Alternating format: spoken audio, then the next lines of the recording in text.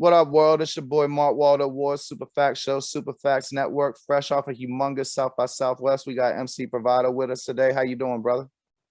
Peace, bro. I appreciate you. Happy to be here. Man, shit, no doubt, no doubt. I don't know if I should start with congratulations or I caught the Billboard interview, so everybody go make sure you go check that out on Billboard.com. MC Bravado talks about his origins in hip hop, I guess, as you would, or how you started rapping, all that good stuff. But congratulations, you got Community Service Award at South by Southwest. That's impressive. Can you tell me about Beats for Bullets, or Beats Instead of Bullets? Close. It's so funny, bro. Everyone gets the beats and bullets part, but the middle part is the middle word is what we get confused sometimes. It's beats not bullets. Beats not bullets. No, you're good, bro. It's a nonprofit music education program in Baltimore for at-risk youth in the city. And I was an English teacher in the city till 2018, so I did Warped Tour. I came off that, and it just made sense to work in the program. I was at my old school because I missed teaching, but as you said, your lady being a teacher, it's a huge commitment. I couldn't do both full time anymore. But so I got with the program. Our coordinator, Ogun, who's kind of like an OG MC in the city, just highly respected. He's involved with like the Ceasefire Initiative too. He runs the program, and getting a co-sign from him to be involved, and then to go from an instructor to a program coordinator and really get to help pick this up and take it to another place has been a privilege, like to be a part of that. But yeah, the festival recognized us for a community service award, man. I mean, we didn't even push hard or anything. They just looked at the work we did that we're doing, and it was humbling. So he came down and we accepted the trophy, and it was beautiful. And we got to do a bunch at South by. I had several events. I did stuff with Wordsworth, and Jay Rawls. Grew up listening to both those gentlemen. Words is one of my heroes. So very humbling, bro. Very humbling to be recording with your heroes in your hotel room and doing events and rapping alongside. We brought a student down. He got to rap during my set at a major festival. He never performed at Baltimore. So we're doing it, man. It's kind of married my two worlds, and I didn't plan it, but I worked hard in both worlds. My intentions are in the right place, and I think the universe has kind of just been taking care of the rest, Yeah, I mean, law of abundance. It'll definitely do that. Was 100%. Was that your first time at South by? No, I've been to South by every year. I stepped up, right? Like the first year I went, I didn't know any better, and I bought into one of those unofficial showcases. Right, paid performance shit, yeah. Years ago, and I want to say it was about 2017, and the organizers, they got dope people there. I got dope relationships out of that. Don't get me wrong, I met some fire people and relationships I still have. But I was after that, I was okay, next time I do this, I'll have official credentials. I'm not paying to be on here again. So then when I was on Warped Tour, I met Kosher Dills, and Kosher Dills always has an official showcase there. So he brought me in for that. And then when I did Kosher Dills showcase, it's kind of funny, my management, and everybody was ready to leave because we were leaving Monday, right? And he's everybody's out of town. It's Sunday. I don't want to go. I'm yo, go to this party on Sunday night, because this is where the people who had to work all week, who make the decisions, are going to be. They're ready to blow steam off. So sure enough, bro, we ran into the right person, and he heard me freestyle cypher kind of happened, and he was yo, I want to help you get your own thing here. So 2020, I was supposed to have the panel and the showcase, but then COVID happened. So then we followed up 2022, and we made sure we did that and then some this time. So we were involved in 4 events down there, 2 weeks down there between EDU and Music Week, and we're just trying to keep elevating this whole thing. Word, I can dig it. So you was an English teacher in Baltimore. What it was high school, right? Yeah. I taught 9th grade, 10th grade, 11th grade. Yeah. I'm from PG County. Out of curiosity, what high school was it? Reach Partnership, which is Lake Clifton, the Lake Clifton campus. Lake Clifton, isn't that like a boys' village kind of situation? It's a regular public school now. I might be showing my age. In the 90s, there used to be one of the worst. Basically, if you got caught with crack and had a violent charge, you went to this Lake Clifton place. You didn't go to Upper Marlboro. I got you. I taught at a place called New Hope, which is no longer there now. That was my first year teaching in Baltimore public schools, even though this is more of a charter type situation. But that was one of those like hands-on schools, like therapeutic holds, emotionally disabled population. Like your first week there of training is not sitting at your computer with other people and politicking. It's literally rolling on mats and learning wrestling moves and shit. It was like a prison. I didn't like that. I didn't like that. I didn't like having to do that. Like some kids had to write with crayons because they try to stab teachers and students with pens and pencils. Like it was like that. So Yeah. I did that for a year, but my producer and now partner and engineer at the label, Brandon Lackey, he worked there, but he worked there like a year before. Then he jumped to Open Lineup Room Studio, which is where we work out of with Label Necklace and Beats, Beats Not Bullets passes through there a lot. But I heard about Brandon when I was there, and it was another, you know how it goes when you're in the game, like, oh, another producer, another engineer, like, all right. Like I was recording in Brooklyn at the time, same studio like the Pro Era Cats were like passing out of, and I had a group up there, so I was active up there because I'm from New York originally. But then I got with Brandon, and he, to me, was the first engineer to really capture me the right way, so all the way the right way. So we just started working, and kind of the rest is history. When I got off tour, we were ready to, partner up. And because when I was making the jump, I couldn't afford like studio time anymore, like all that other shit. Because not like I made a ton of money teaching, but I made enough, to do certain shit. And you make the jump and you got to tighten up. So I try to plan well for it. You still can't plan for it. But fortunately, here we are, like 4 years later, and we're growing. So. Shit, that's what's up, man. I gotta ask, bro. Did they ever used to call you Mr. Prez? No, they didn't. Nah. I was Mr. C Note. That was Croce, which is my last name. They would just call me that. I was very lucky, man. The kids rocked for me. When you teaching them, in the city, in what could be a tough environment, what a lot of people think is they're gonna walk in and do this whole dangerous mind shit, where they're gonna like lay the gun. I was about to say Michelle Pfeiffer. Yep. What you need to know is you do got to be tougher in the beginning, but what you need to know as an educator is that in an environment like that, is the kids are your biggest allies. Like when the kids fuck with you, like I'm always like, teaching is like sales. Like you sell yourself first. They buy you, whatever you're selling at that point, what academically, they're gonna buy into. I don't give a fuck if it's subordinating conjunctions. They don't care. Like they rock with you, everything falls into place. I've seen a lot of teachers, they're brilliant people, but the kids destroy them because they're assholes to the kids. They don't treat the kids with respect. You grow up in Baltimore, you see some shit.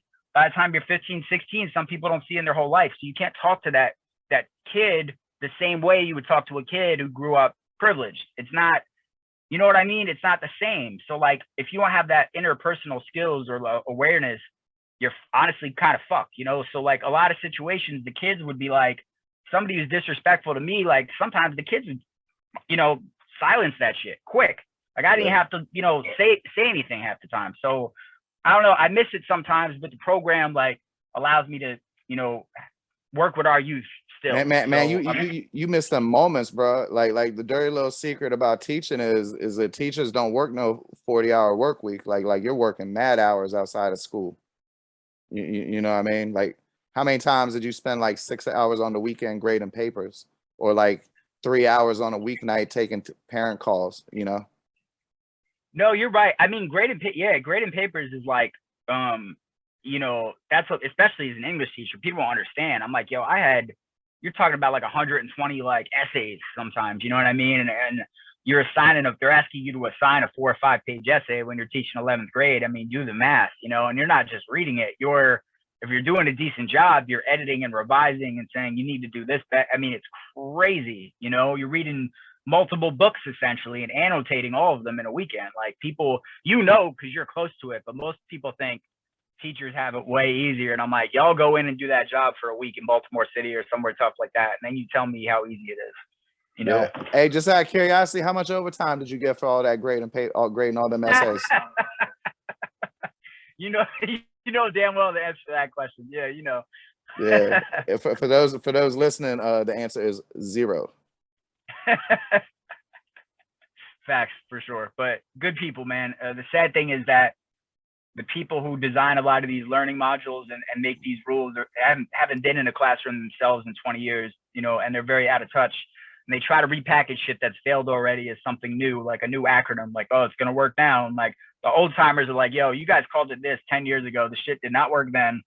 You put some shiny new package presentation. It's still bullshit. Like, it's got to be individual, man. It's got to be individualized, and you got to trust your talent. Like, so many of the teachers I worked with are no longer in the classroom, whether they quit or they moved into an out of the classroom position. It's a shame because they're great teachers, but they're not paid enough and they're not treated with the respect that they need. So the system chews them up, spits them out.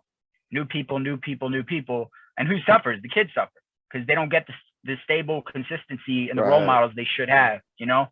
So it's kind of fucked. But Beats Not Bullets, we're finna change as many things as we can, you know? Yeah, I mean, that's all you can do. That's how I look at shit. Like, you know, all the problems in the world, I can't put my foot into the arena and change every problem in the world, but I can try to change a little, you know, the sphere around me. And like, if everybody does that, eventually we'll have, you know, a Venn diagram of overlapping spheres of abundance instead of, you know, all the fuckery, or like you said on the discourse, you know, people arguing over basically nothing. 1000%. I had people come at me about that record because they said I was like, I forget what their gripe even was. I was like, fuck off. Like, you're who I wrote the song about. If you think I'm gonna like bend to this bullshit, you're crazy. I'm not the one. Like, listen and move on, because that's it. You know what I mean? I'm not gonna engage anybody if they didn't put a thoughtful, you know what I mean? If you're like, what I always tell people with today's culture, right? Like how they come for Dave Chappelle, for example, for like a 30-second clip. The analogy to me is this: like, if you're at an art gallery, are you gonna walk up to the wall and look at like 6 square inches of that painting for 30 seconds and then tell me you understand the entire mural? Like, you don't. Pipe down, watch it, digest it, think about it, then talk. You know, you don't. They're doing this to comedians, they're doing it to artists, and it's asinine, dude. It's not research to see some shit for 30 seconds that's 2 hours long, and then you got a big fucking mouth about it. Like, I have no room for it. I don't cater to those people. I genuinely don't care. I really don't. I can dig it. I mean, this might be the first podcast and hip hop podcast where 2 white dudes is talking about Joe Rogan. But yeah, I mean, I guess you get automatically branded as racist if you listen to Joe Rogan. But you know, I ain't gonna front. I listen to Joe Rogan, and I mean, he ain't no like, I don't know, leader to me or no shit. But you know, when he be talking to them people that know about shit I don't know about, this should be interesting. Or I like UFC, so I listen to the shit with the fighters. I ain't gonna lie, the comedian shit's be getting job boring. I don't really give a fuck where you performed at before. You know, like all those little stories and shit. But yeah, you know, he has so many people on there, bro. That's the thing, is like, he has everybody on there. Like, everybody, he says, I'm a guy with an opinion. I don't know everything. I learn as I go. I change, you know, I form new opinions, you know, as I live and as I learn. And you know, he sits down with whoever, like, opposing views. And if more people did that, you know, even if people are wrong, it would make for a better recipe than just trying to censor fucking everything. Like, that's not the way we're built, or the way we're supposed to be built as thoughtful adults. Like, we're supposed to be able to have conversations, and the fact that that's regressing is kind of scary, you know? yeah, I mean, it's the end outcome is controlled speech, which almost always leads to genocide. But I mean, you know, the best deodorant for a bad argument is air. So if you ain't gonna talk to it, and Well then said. and then how many people can, like, the one thing that I don't get, like, you know, you working with youth, you know, a lot of these, like I remember that baseball player got canceled like while he was pitching in the All-Star game because they dug up his tweets and he had said the N-word in a tweet. But I mean, not that I'm justifying that, but my man was like 14 or 15 when he did the shit. You know what I mean? So like, Right. like, why they gotta be lost? You know, like why can't this shit be teachable? It should, because look, I'll put it to you like this. Like, I'll be dead honest, right?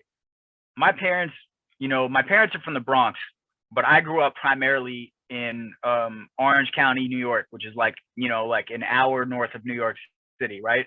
And I had a lot of friends, like multicultural friends, and my parents did too. And so I thought that I knew a good amount, you know what I mean, in that regard. But like, it wasn't until I was teaching in Baltimore when Freddie Gray happened, or when I saw what some of these, you know, the young black men in particular go through, that I felt I really had more of an idea. And I could never walk in their shoes all the way, but I genuinely didn't know shit. You know what I mean? And like, I thought I did, but who I was after, or who I am after that experience, and continuing to work with the youth of Baltimore for over, you know, for a decade plus now, is like, I'm not the same person I was when I was 19. And I thought, because I had a few friends of color that, you know what I mean, that I was like aware of something. Like, I wasn't, and I'm still learning, you know, and we all are. So that's one thing I respect about Joe, is like, yeah, dude, I make mistakes. Like, that's not my finality. We're constantly evolving people. So yeah, I'm with you. One, everybody got a fucking skeleton in their closet, bro. Everybody's misspoken. Everybody's tripped. We're human. That's the definition of what we do. You know, like, how can you, it's not the fucking Crucible, like, to make a literary, like, we're not perfect. And, you know, so I don't get it, bro. I don't get it. And you know what's funny and ironic? Usually the motherfuckers doing the policing are hiding behind some anonymous shit themselves. Word. Right? Word. I mean, it's just like back in the day, usually like the motherfucker that was the most homophobic was like the most closeted. Exactly. Same fucking, that's the exact shit. The dude who's afraid to make the joke, you know what I mean? Or afraid to kind of speak their mind. That's the one I'm worried about. Who's going out of their way to look holy. That's the dude who has the dirt somewhere. Yeah, all them people that's gonna grow up and join homeowners associations. Hey, bro, if you want to be a fascist, that's the best place in the world for it. Where are you at these days? Are you no longer DMV, or where you? I'm in the Tampa area. Oh, cool. You got good living there. Nah, it's MAGA country out this motherfucker. Orlando's cool. My wife's parents live out here. I hate it here. How long you been there? Too long, like 5-6 years.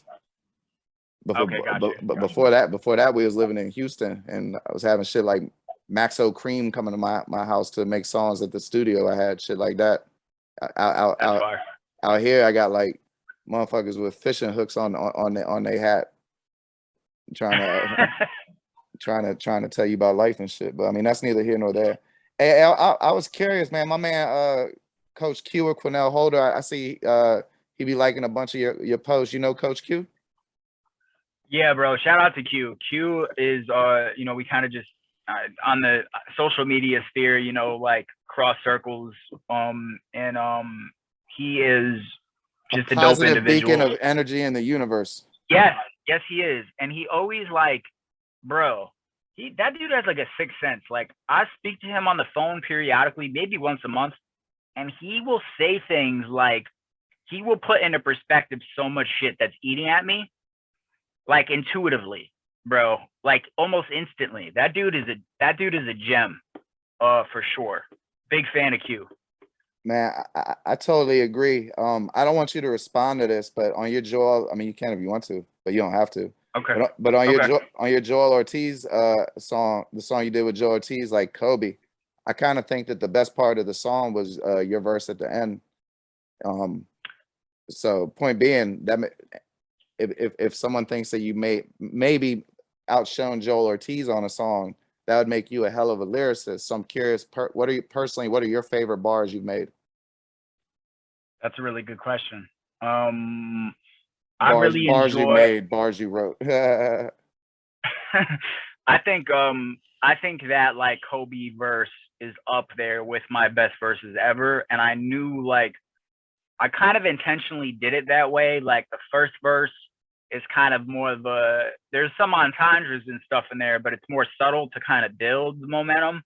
Then Joel kind of takes the momentum to another place with a little more aggression.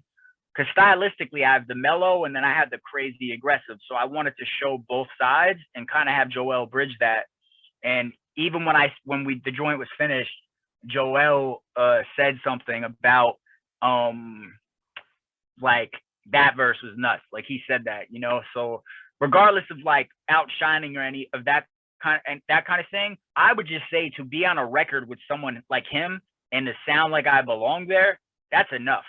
You know, Well, I know like, what you mean. Yep. I didn't get I didn't get smoked. I know that, and like that's I'm gonna go into a bar or two in a second, but like that's what I always tell people. Like, I've seen people brag about being on records with their heroes, and Joell's one of my heroes, right? And like they're almost excited to get like smoked by their hero, and I'm like, no, that person's my hero because I want to smoke them.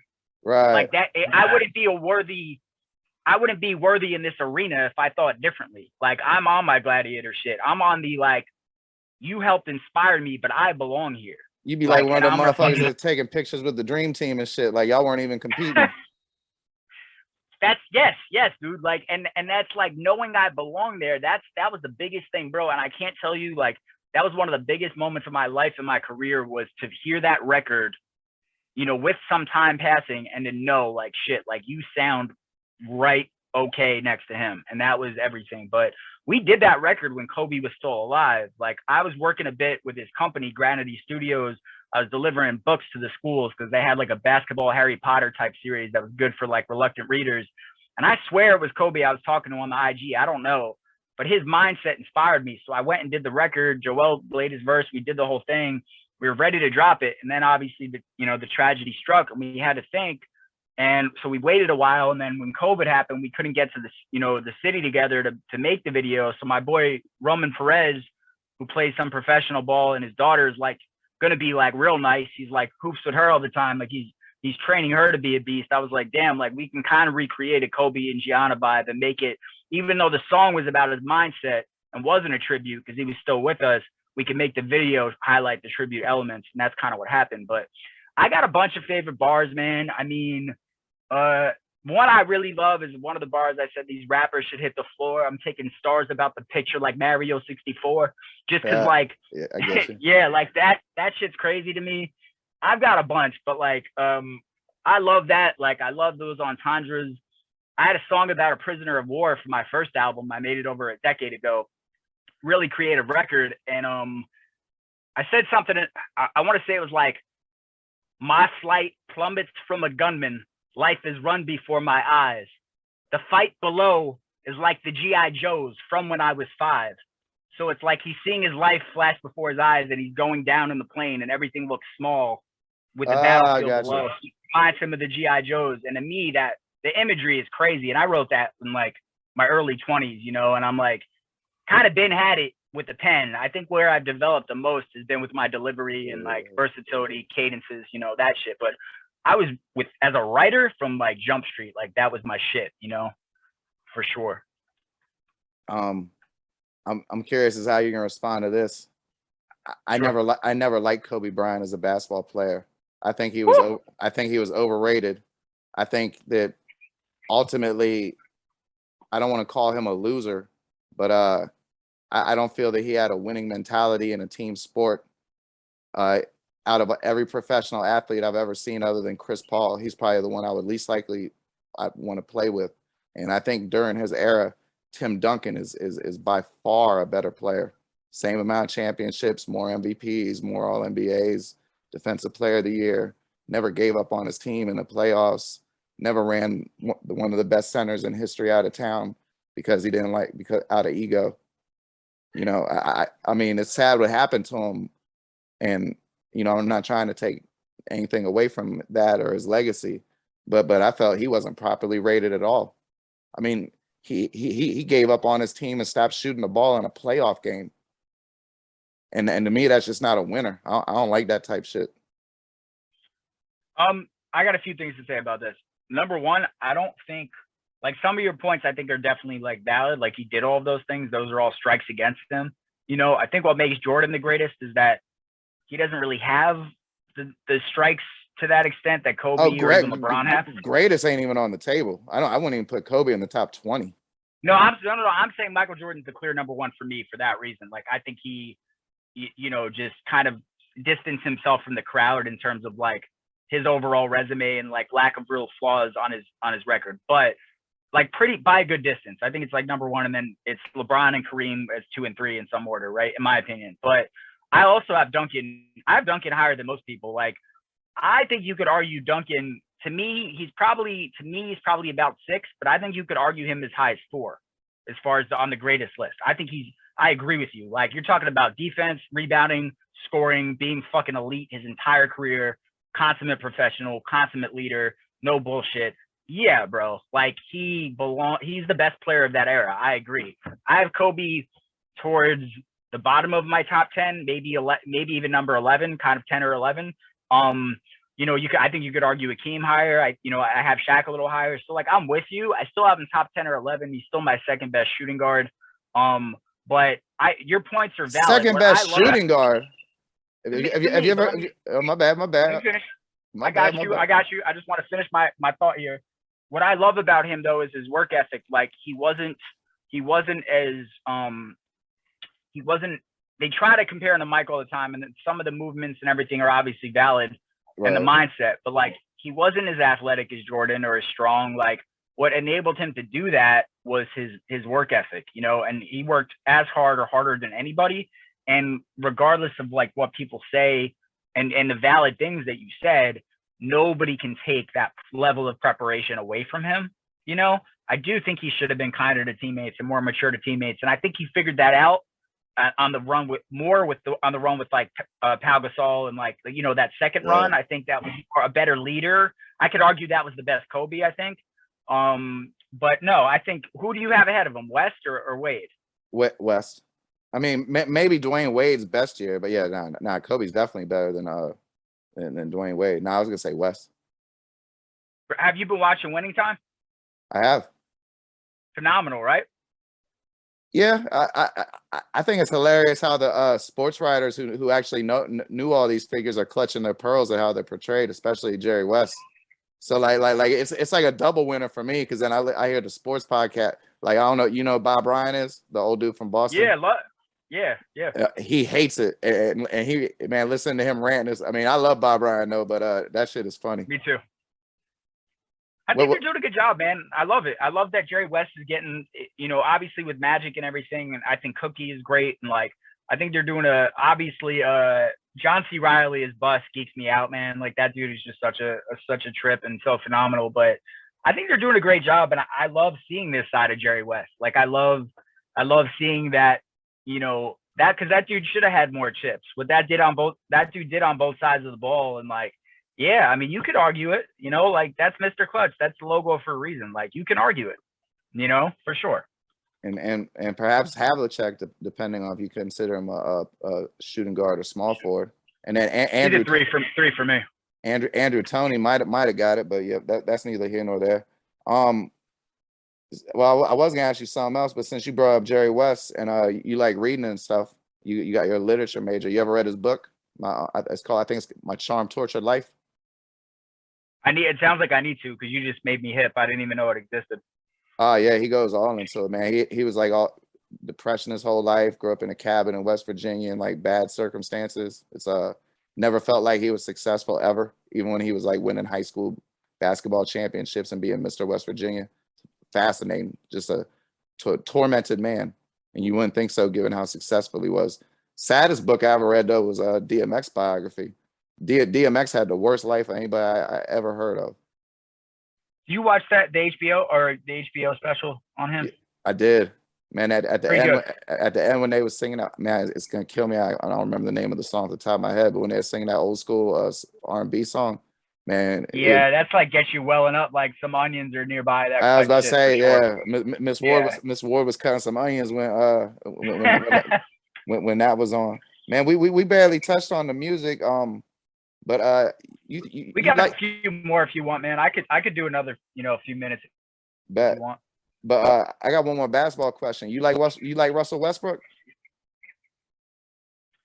So I did a record called Go Westbrook years ago, and I did a remix too. I liked him more then. I still like him, but like, it's twofold. One, I think he gets done dirtier than he did. Like, I don't think he gets. I know he's having a terrible season, but I also think the media and others go a little far and they forget, how great he actually has been. And I think he deserves a little more respect than that. But he has to adjust his game. If he doesn't adjust his game, then it's going to be like a Dwight Howard type situation where he continues to kind of soil his you know, his reputation, and it's going to knock him down the ladder. What are your thoughts on him? I mean, I've always enjoyed the way he competed. I think he's a little hard headed. It's that I feel like they should have won the title that year, the Golden State. The last year Kevin Durant was there, and I agree. I felt some of his late game decisions might have contributed to it. I definitely admire him, but the main reason I was asking, I was curious if you got a chance to see him play when he was in DC. No, bro. I wish I did. He's definitely somebody that, you know, with the way this life is, I for a number of years have just been taking everything I've got and kicking it right back in, you know, to the game, to the business. And it's caused a lot of friction and a lot of friendships. It caused a lot of relationships to go by the wayside. The girl I was with for 6 years, a lot of sacrificing, a lot of not going to basketball games, even though I love the NBA. You know, but you know how it is when this is what you choose to do. Those who know, and those who don't, and you kind of just got to make peace with that and keep it moving. So I'm hoping to be in a place, and I think I will be in the place in the next year, 2 years, to where I can start, you know, letting more of that in. Now I'm doing little things now. Like now once a week, I'm like, buy yourself something once a week. Like nothing crazy, you know what I'm saying? But just like get yourself something as a token of like, you know, and not that all of my happiness is attached to material goods, but just as a reminder, all right, you're picking it up a little bit. You know what I mean? Like things are better now than they were a year ago, 2 years ago. So I'm working towards things like that, you know, and it'll go from buying stuff to maybe, you know, in a year from now, maybe the occasional vacation that's not related to work, and the occasional basketball game with good seats. And, you know, like I want to get back to that because I want to see LeBron before he retires. I saw him his rookie year in Jersey. Right after seeing Jordan on his way out, you know, in Jersey, and I saw Jordan in '96 as well. I was at the game. Rodman kicked the headbutted. He headbutted when he headbutted the referee. That was when I was at. He kicked the photographer in Minnesota, but in Jersey he quote unquote headbutted the referee. That was when they were like the Beatles, man. That was that 72-10 team just fucking steamrolling everybody. That was scary. Man, who would have thought out that team fucking Steve Kerr would be the most socially relevant at the time? For my money, that's the best team ever. People argue that I'm fine with that, but if you really look at that roster and how they complemented each other, and guys like Kukoc who would have killed it today, who, you know, that time he'd have killed it today. Look at Bill Winnington. Like he could block shots and rim run. You know what I mean? He was catching alley-oops and all that shit, you know? And then bro, you're right. Winnington. Luke Longley was a little underrated in my opinion. Because he just took up so much fucking space. And that's what they needed him to do. And Rodman, all he needed to do was rebound, make the occasional extra pass.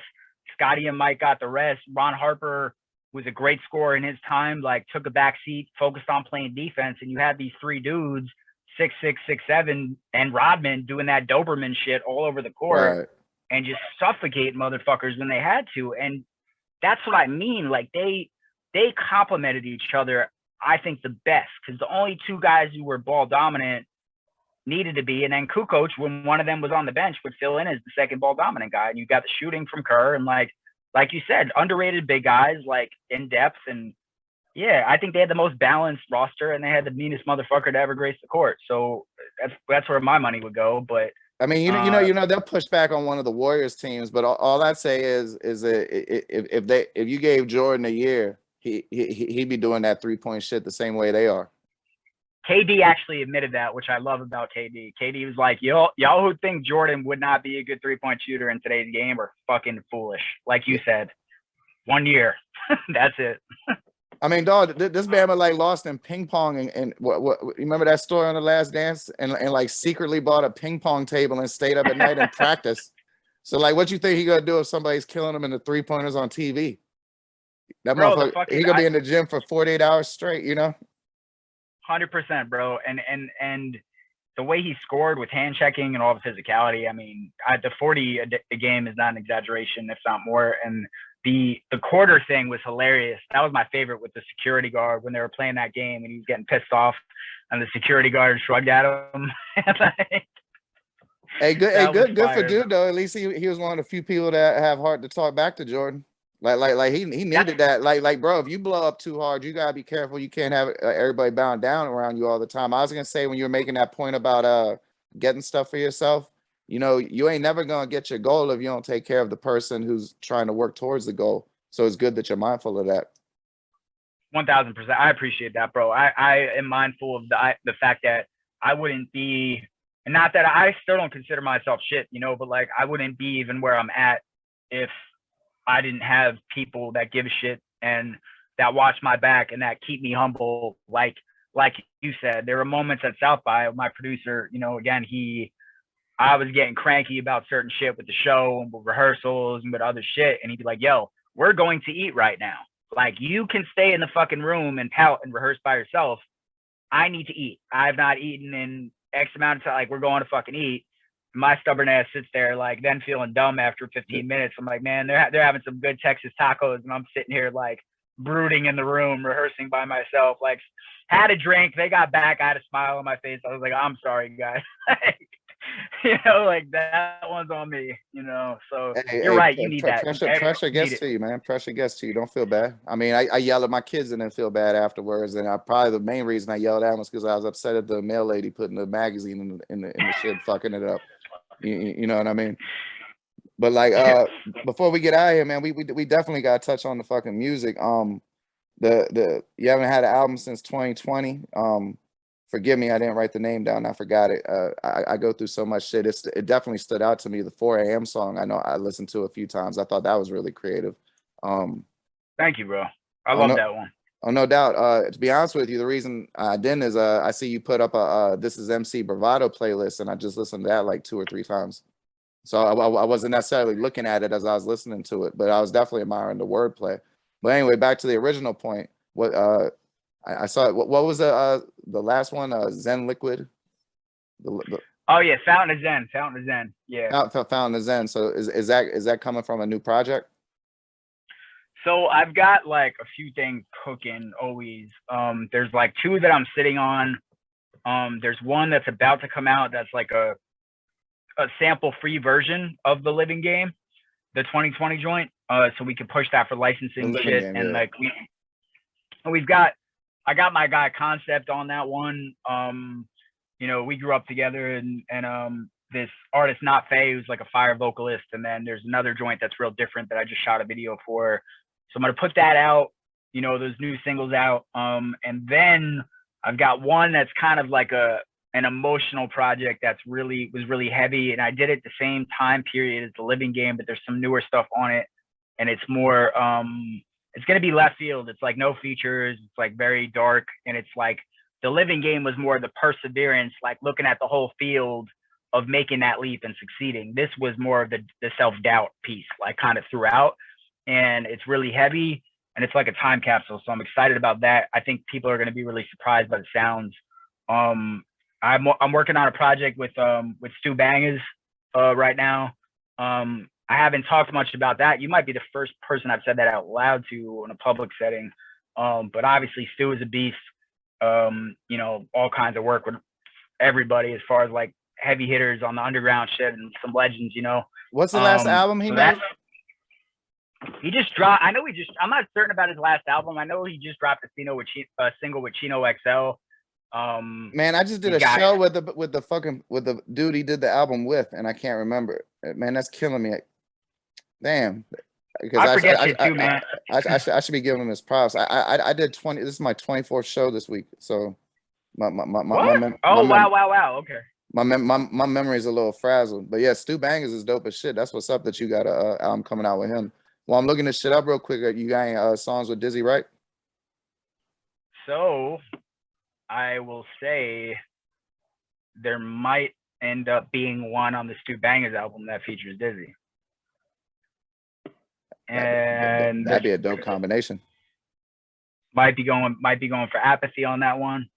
And a few other really that Stu project is kind of like my love letter to like, this is the best I could possibly fucking rap.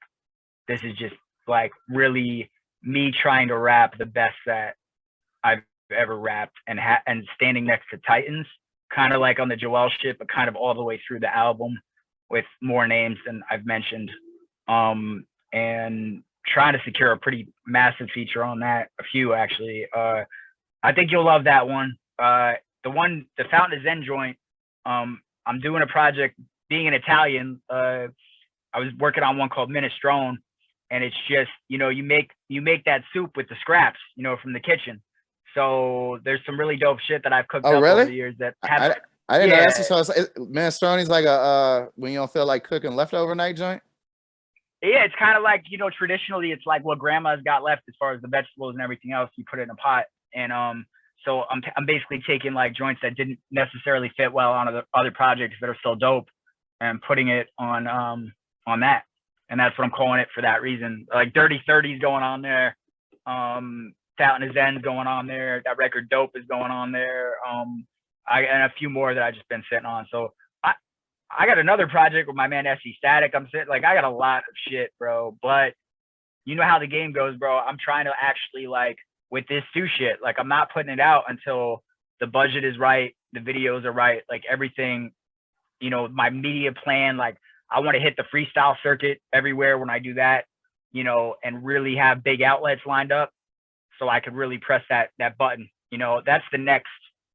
That shit's gonna be massive. Like, I think my next big leap is with that project, because the name's on it, and it'll be more of the Joell thing. Like, I love all the people I'm getting on it, got on it, plan on getting on it, but nobody will be smoking me on my own shit, which is not gonna happen. So when you hear a whole album of that, and I'm on some shit right now, I'll write the verse first, I'll send it out, and I'm still not getting smoked because I'm that confident about how locked in I am. It might come down to preference or some shit, but you aren't going to get me with the place I'm in. So I'm very excited for everyone to hear what's been happening. And I think that's what's going to make me take another leap, is because it's going to be, oh shit, he did the song with him and he got it, or he's right there, like, over and over and over. Then you can't demand respect. You earn your respect, and that's me earning my respect. So that's it. Yeah. Speaking of earning your respect, you definitely did that on your first couple of projects that's only available on SoundCloud. And brother, why aren't they on streamers? So you can get that check. Which joint? The jump that, like, the album that got Stag Selector on it, or Nitty Scott. There. Oh, I I couldn't find the Nitty Scott song on Spotify. Yeah, it's there. It's on that Hip Hop Asterisk project, and then there's the Like Water for Hangovers project. It's got the Static joint, Tread Lightly. Yeah. Okay, and I found out the Stu Bangers. This is the worst. I didn't remember this. He did an album with Eric Bobo, the son of the legendary Willie Bobo, and Eric Bobo's part of Fort Minor, Beastie Boys, and Cypress Hill. Bro, and what's fucking worse than that is I know people very closely associated with him, basically management, Bobo, who are not going to be happy with me that I forgot that as well. So we're in the same boat with that. I know my boy, one of my boys is going to be like, bro, what the fuck? Like, how do you not remember? But yeah, bro, the Static has been Static's been really good to me, man. I mean, he's had me up there to rhyme twice. Like, he did obviously kill those cuts on Tread Lightly, and then he was doing a show in Baltimore, I want to say with the Locks, and I hit him, I was like, I really like you, get in the video, like, if you're coming down or whatever, I got you on and whatever. And he was like, bro, basically just have a bottle ready for me and XYZ, and I'll come through the studio. And bro comes through the studio, and it's just like, this is me on some Stan shit, but like I'm watching his parts, and as my certain rhymes are coming, when he's like knows my verse a little bit, I'm like, dude, this is just like too much for me right now. My DJ had him sign something. Static is, shout out to Static, bro, because he'll work with the biggest names, but he hustles his ass off. And if he sees somebody coming up who he rocks with, he rocks off the love, and he will always rock with the people coming up. He's often the first one that gives those people a platform, and he's just phenomenal. He's phenomenal. He's earned his stripes, and I got nothing but nice things to say about him. He's amazing. Man, I was at a concert in Brooklyn that had like I think it was a Smokers Club jump, and I had media passes like Big Crit, Freddie Gibbs, Currency, all them type people. Yeah. And Static Selector was there, and Ninth Wonder was there. And I asked Ninth Wonder if he'd do an interview, and he said no. And then this before I got sober. And as I got a little more tipsy, I asked him again. He said no. And then as I got even a little more tipsy, I asked again, and the Stag Selector said, "Come on, man, persistence overcomes resistance." I bet you Stag Selector probably don't remember this. And the ninth one that did the interview. Wow. See, that's fire that he actually said that out loud and advocated for you on your third pass. That's beautiful. Yeah, no, that was a hell of a moment. But we ain't gonna finish it up with me. What's the very next release we can look forward to? Because I mean, coming off what you just did, South by Southwest, you got to capitalize on that momentum. Yeah, you're right. I haven't said this publicly, but I think the next joint will be that lead single off the sample-free version of the Living Game. The album's called Living Game Transplants, and the single is going to be I'm Good, featuring Concept and Not Faye, and I will drop that in May, I think. I can't wait to hear it, brother. And last thing, what's the socials, and if there's anywhere they can go buy merch or anything, please share it with the world. Appreciate you, brother. I'm not Champagne Poppy, so it's MC Bravado everywhere.